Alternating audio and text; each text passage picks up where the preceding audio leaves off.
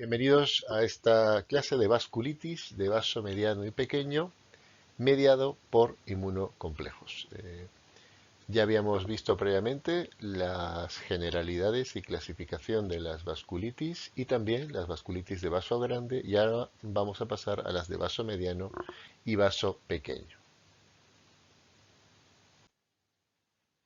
En cuanto a generalidades, las vasculitis de vaso mediano afectan a las arterias viscerales principales y a sus ramas, y es típica la presencia de aneurismas inflamatorios y de estenosis.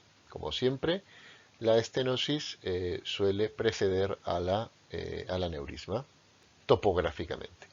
Tienen un debut más agudo que los de vaso grande y son mucho más estenosantes que las de vaso grande.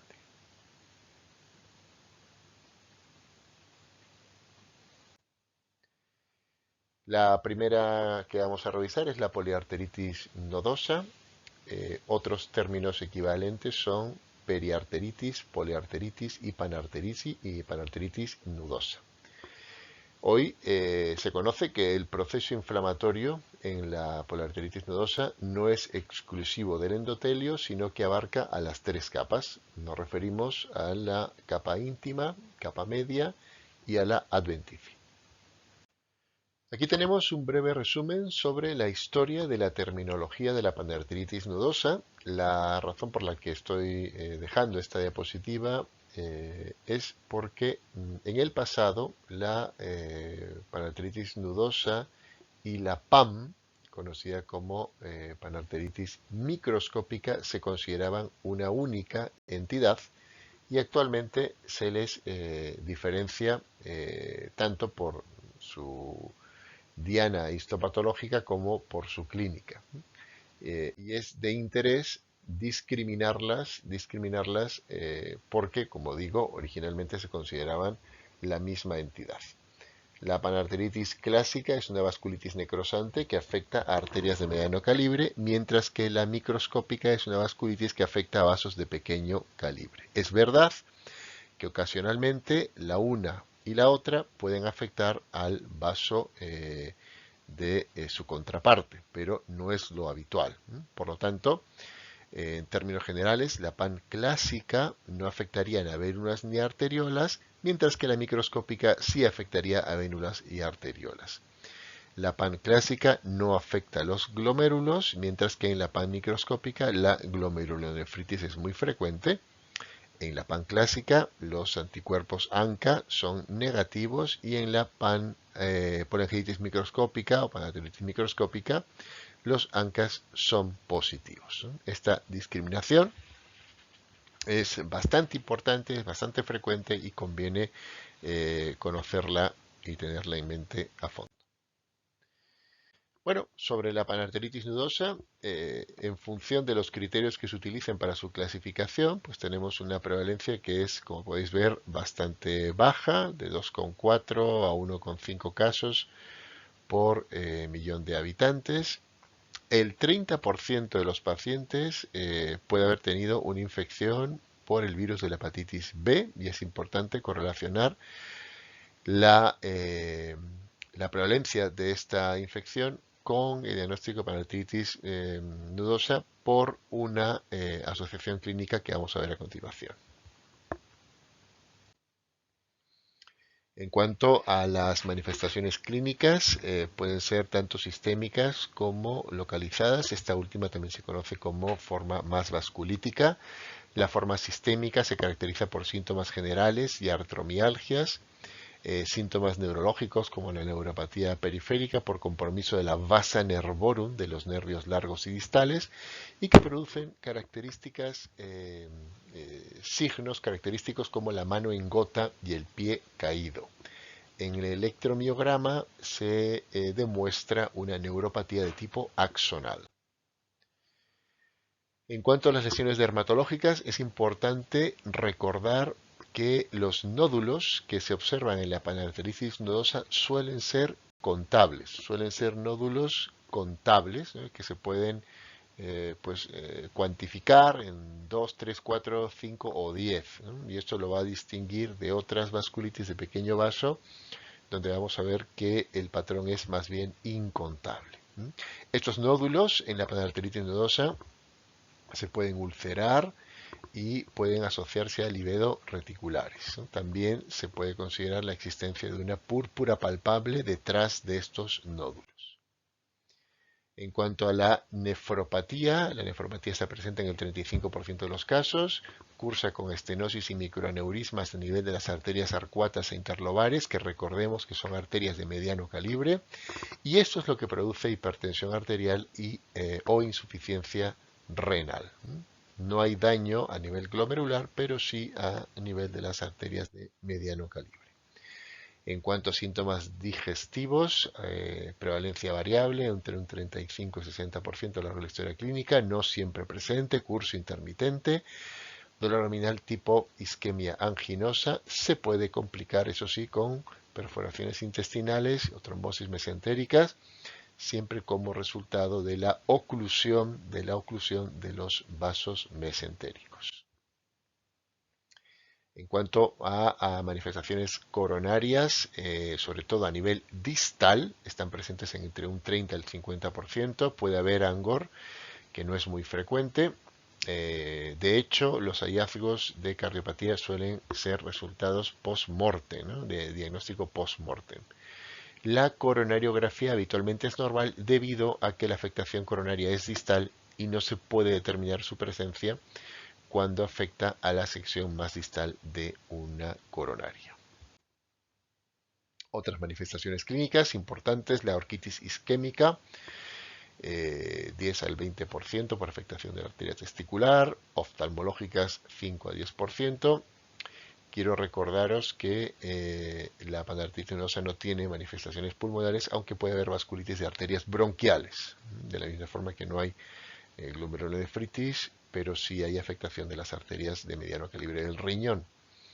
Por otro lado, la panarteritis nodosa asociada al virus de la hepatitis B es la que suele cursar con orquitis isquémica. De ahí la importancia de tener presente la prima infección o la infección previa, por virus de hepatitis B y la aparición de panarteritis nodosa, dado que es este escenario el que con mayor probabilidad produce orquitis isquémica y además infartos renales, hipertensión maligna con más frecuencia que en el resto de las panarteritis nodosas no vinculadas al virus de la hepatitis B. Pruebas complementarias, una vez sospechada esta patología, se puede detectar anemia normocítica normocrómica, trombocitosis, reactantes de fase aguda elevados, hipoalbuminemia.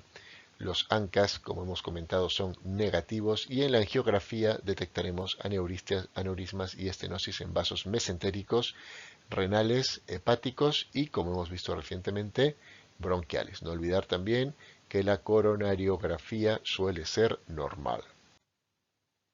En cuanto a la anatomía patológica, arteritis de mediano calibre que alterna con zonas sanas. La lesión puede ser periarterial o panarterial, hemos visto que afecta a las tres capas del vaso. Las lesiones sí que es verdad que se suelen localizar en bifurcaciones arteriales y en el infiltrado se encontrará uno de tipo linfomonocitario con un número variable de neutrófilos y eosinófilos. Además, en el interior de los vasos encontraremos depósitos de fibrina y trombosis, que es, en última instancia, los responsables de los fenómenos estenóticos. El tratamiento en las formas leves, solo corticoides a dosis de 1 miligramo kilo día, con disminución progresiva a lo largo de al menos un año.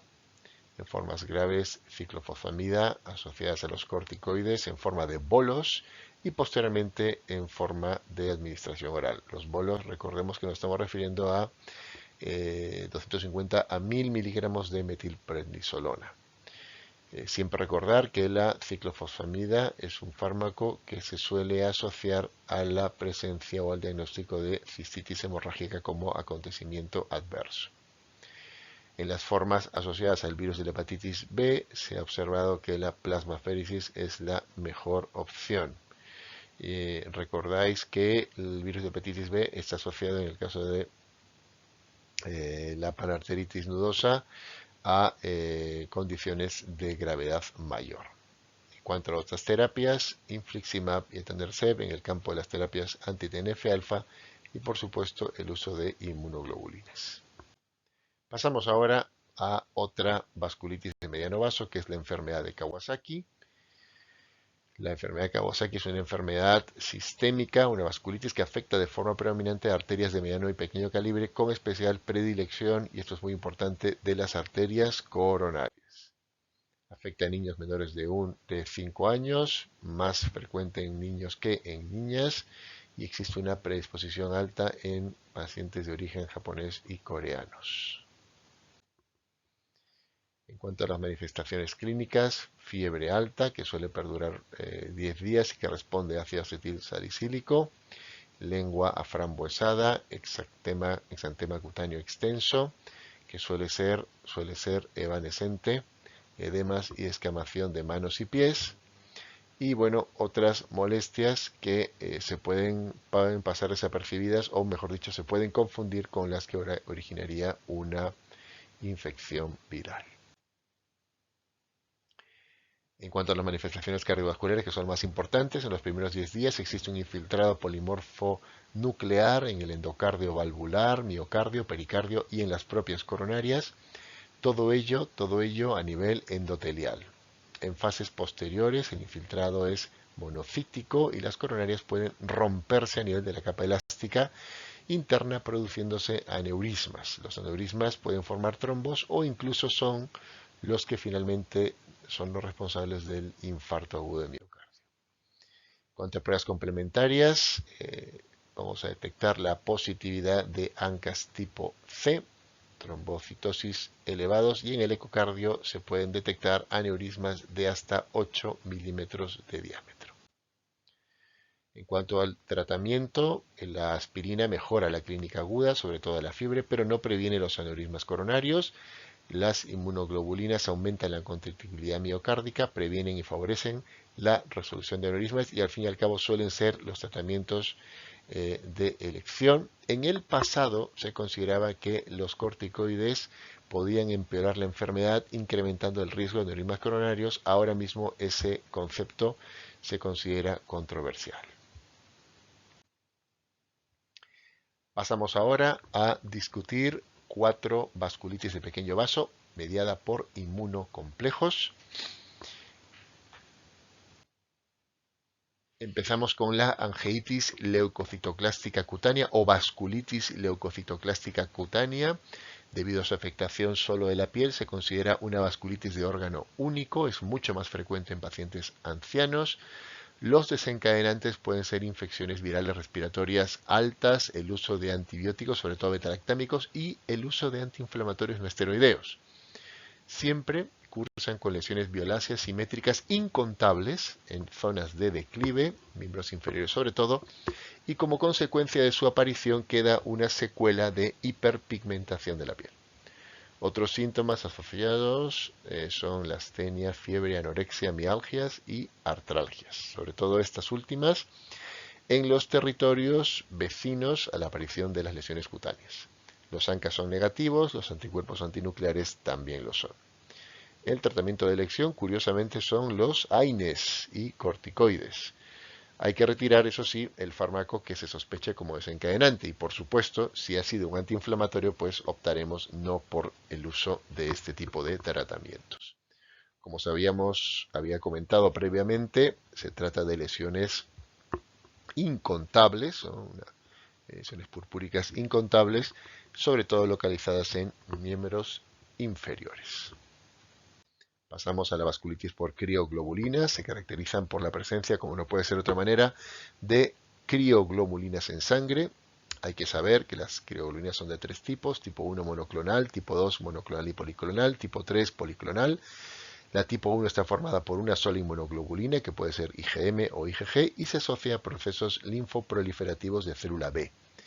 Los tipos 2 y tipo 3 son mixtas, tanto de IgM como de IgG, que se asocian a procesos infecciosos como el virus de la hepatitis C, enfermedades autoinmunes como el lupus o el síndrome de Sjögren, y neoplásicos. El 10% de estos dos tipos son idiopáticos. En cuanto a la clínica de esta enfermedad, la púrpura palpable intermitente en miembros inferiores, más frecuente en la tipo 2, es el signo cardinal. artralgias, artritis, linfadenopatías, hepatomegalia, neuropatía periférica, ictus, nefropatía con microhematuria hasta la insuficiencia renal. El tratamiento son corticoides, ciclofosfamida, más o menos. Son útiles en complicaciones vasculíticas graves si hay crioglobulina asociada al virus de la hepatitis C, pues es conveniente el uso de ribavirina más interferón alfa. Otro tratamiento en cualquier forma de vasculitis crioglobulínica es el rituximab. Recordar que las vasculitis por crioglobulinas son, en primer lugar, otra forma de púrpura palpable intermitente en miembros inferiores, y por otro lado es la vasculitis de pequeño vaso no vinculada a ANCAS, que potencialmente es la más grave.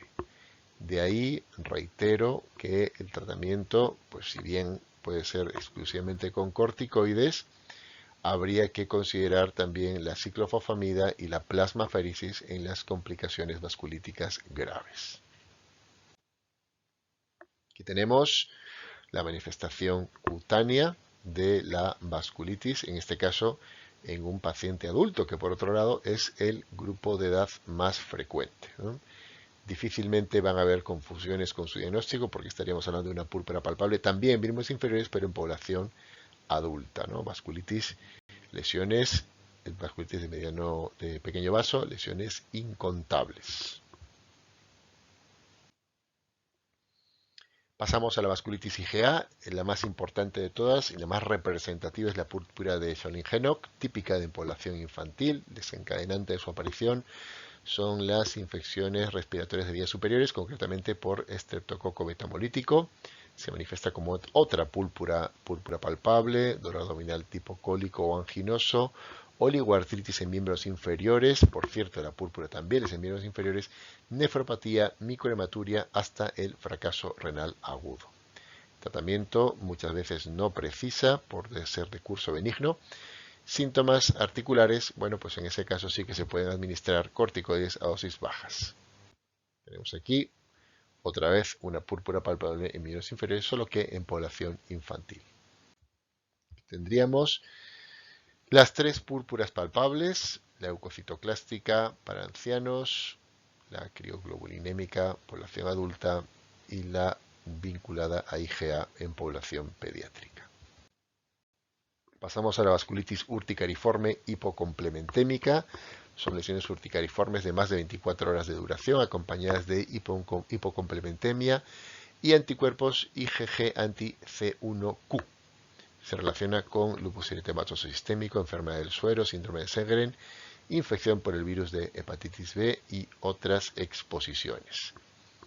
Amplio espectro clínico en el que se incluye la urticaria hasta el angioedema con nefropatía. Si bien es cierto, no todas son hipocomplementémicas, la mayor parte de ellas sí que lo son y es lo más característico. Y el tratamiento corticoides a dosis altas, miligramo kilo por día, con tope de 60 miligramos aproximadamente. Y también se puede asociar colchicina, sulfonas, antipalúdicos, pentoxifilina y otros fármacos inmunomoduladores. Recordar que afortunadamente esta vasculitis, el nombre que tiene resume perfectamente sus características, ¿no? Lesiones urticariformes y hipocomplementémicas. Tenemos aquí una imagen de las lesiones urticariformes en una mujer de mediana edad. Muchas gracias por vuestra atención y como siempre las dudas, comentarios o inquietudes se pueden dejar al término de este vídeo en la sección de comentarios.